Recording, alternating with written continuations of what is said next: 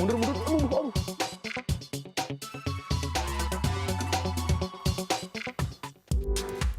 Di tengah pandemi, sebagian besar masyarakat kini berupaya menjaga kondisi tubuh agar selalu fit. Ada yang jadi gemar berolahraga seperti jogging atau bersepeda, atau mulai rutin mengkonsumsi aneka suplemen untuk meningkatkan imunitas tubuh seperti madu. Madu dihasilkan lebah dari nektar yang diambil dari berbagai jenis bunga. Pada musim dingin atau hujan, lebah tidak berburu makanan karena jumlah bunga yang sedikit. Karena itulah lebah menyiapkan persediaan madu sebagai cadangan makanan. Salah satu wilayah tempat penghasil madu trigona berada di hutan Kota Srengseng, Jakarta Barat. Lebah yang menghasilkan madu trigona secara fisik lebih kecil dibanding lebah madu apis.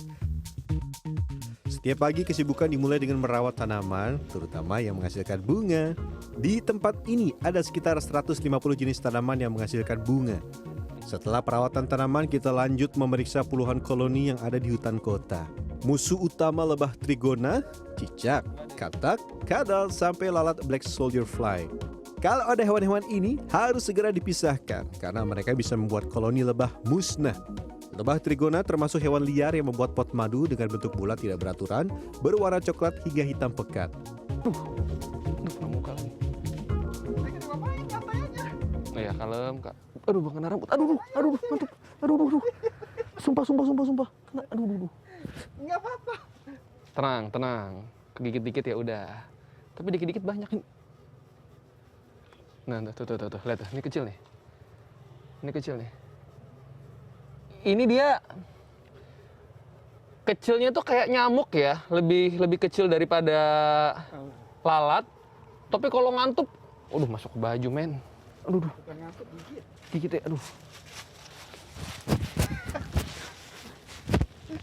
Tadi rambutnya nggak dikasih minyak tawon. Kagak. Aduh, tar dulu dah. Panennya dulu dah, kebiasain dulu. Lebah trigona tidak menyengat. Lebah madu trigona yang berwarna hitam pekat ini memiliki kepala yang besar dan rahang tajam untuk menggigit musuh bila diganggu. Tapi pemirsa, yang diserang bukan cuma saya, tapi juga juru kamera saya juga ikut-ikutan diserang. Banyak ya?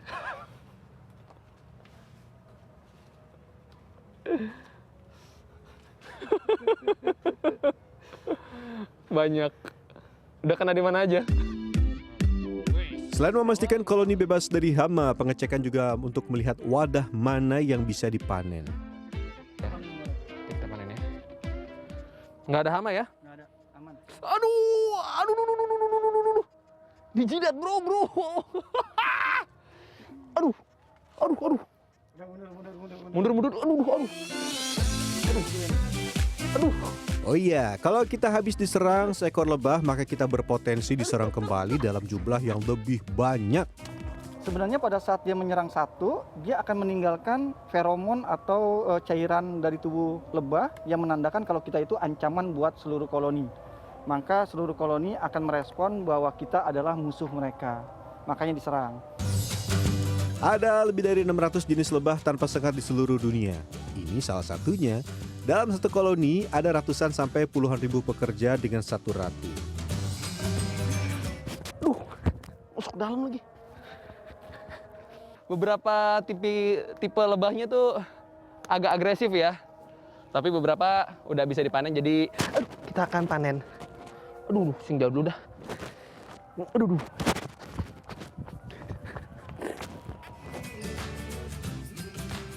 Lalu apakah sudah bisa panen? Wah, sedikit lagi.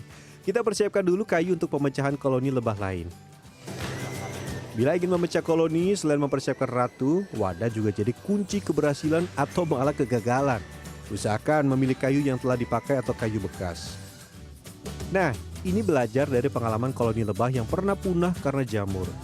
Kayu yang telah dipakai biasanya sudah kering dengan persentase 90%. Oke, tiba waktunya panen. Di tempat ini ada 4 jenis lebah trigona, dan yang sedang dipanen adalah yang paling agresif, Tetragonula biroi. Dalam sebulan tempat ini bisa menghasilkan sampai 50 kg madu.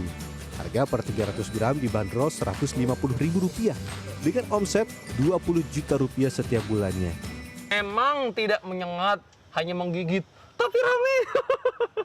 Jadi harus pakai minyak atsiri dulu buat melindungi. Dan ingat jangan pakai anti nyamuk ya Bang ya. Iya. Karena bisa meracuni dan bikin koloni jadi pada mati. Aroma minyak atsiri membuat lebah menjadi sedikit tidak agresif. Namun kunci utama adalah jangan membuat gerakan tiba-tiba agar tidak diserang satu koloni. Oh iya, kalau memanen usahakan bawa menjauh dari kotak lain agar tidak terjadi perang antar koloni. Memanennya sederhana, ambil sarang madu dan kemudian peras dengan saringan ini. Lebah trigona biasanya baru akan bisa dipanen 6 minggu sampai 3 bulan sekali. Bentar. Sayang, di plastik ada. Plastiknya ganti nanti. Plastiknya ganti. Wih. Rasanya nih ya, saya gambarin. Kita kayak lagi makan madu. Tapi dikasih sama jeruk nipis dikit. Jeruknya yang warna kuning jeruk nipisnya. Jadi itu ada taste seger-segernya gitu loh. Tar dulu. Tar dulu lebah ya, tar dulu, sabar. Penyemangat. Rasa dan tekstur madu berbeda dari tiap koloni, karena setiap koloni lebah memiliki kecenderungan mengkonsumsi nektar tertentu. Sederhananya nih, lebah juga punya selera makan masing-masing. Oh ya, sudah mulai dikerubung. Oke. Oh iya, panen bagian atas saja ya, bagian bawah jangan, karena akan jadi makanan utama lebah agar bisa tetap menghasilkan madu. Sisa pot madu yang telah diperas jangan dibuang, karena ini adalah propolis yang memiliki banyak manfaat bagi kesehatan. Lebah jenis ini mampu menghasilkan propolis sampai 4 kali lebih banyak dibanding dengan lebah biasa atau lebah apis. Aduh. Tiba-tiba 2 di sini.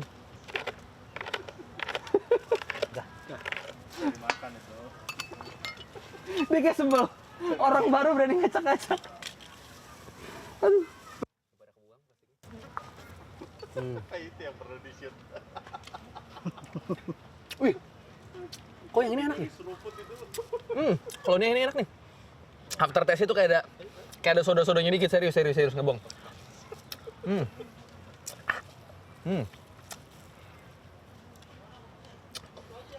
Lebih kental. Tidak lebih manis, lebih asam malahan. Tapi kayak ada rasa kita minum soda gitu dikit-dikit.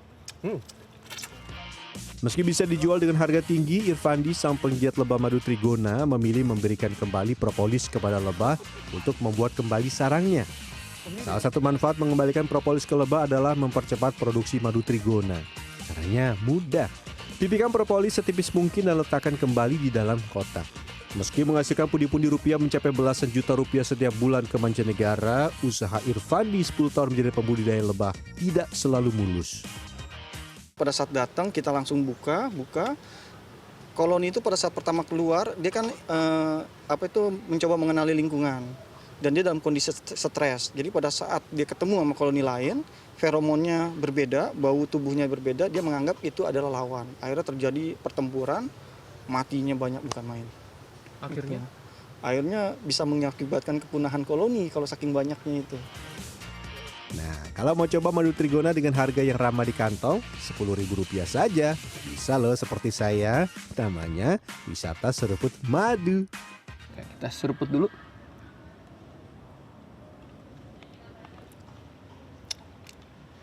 Tuh kan yang ini mantap nih. Ini sama kayak yang tadi ini ada soda-sodanya dikit. Nah mungkin yang nanya, kok ini nggak langsung ngegigit kita karena ini jenisnya yang berbeda ya Bang ya? Dipilih jenis si lebahnya ini yang memang tidak terlalu agresif. Karena kalau agresif langsung duduk. Habisin dulu ya Bang ya. Di tempat ini ada puluhan warga yang setiap hari menjadi wisatawan seruput madu. Oh, tambahan madu jelas. Saya kebetulan punya lebah madu yang seperti ini dan juga saya sering memanennya dan madunya sangat cocok buat jadi tambahan multivitamin yang memang lebih segar daripada vitamin-vitamin yang ada ya. Beda sih sama madu yang biasanya lebih manis ya. Cuma ini ada asamnya sedikit tapi jadi segar dan teksturnya juga lebih kental gitu ya dari biasanya. Selain menghasilkan propolis dalam jumlah yang lebih banyak, secara umum seperti madu lain, madu yang dihasilkan lebah trigona juga punya banyak manfaat kesehatan. Tapi ingat ya, jangan mengkonsumsi terlalu banyak. Madu itu mengandung gula. Jadi di situ ada yang namanya glukosa, ada fruktosa. Jadi kalau buat kita-kita yang misalnya kadar gulanya cenderung untuk naik ya, tolong penggunaan madu bukannya tidak boleh, tetap boleh tapi ditakar. Nah, jika mau beli madu, pastikan belinya di tempat terpercaya agar madu yang Anda beli madu asli dan bukan imitasi, supaya mendapat manfaat yang diharapkan. Tapi kalau mau coba panen sendiri, boleh. Tenang ya, agar jangan diserang kawanan lebah seperti saya. Sampai jumpa di episode berikutnya.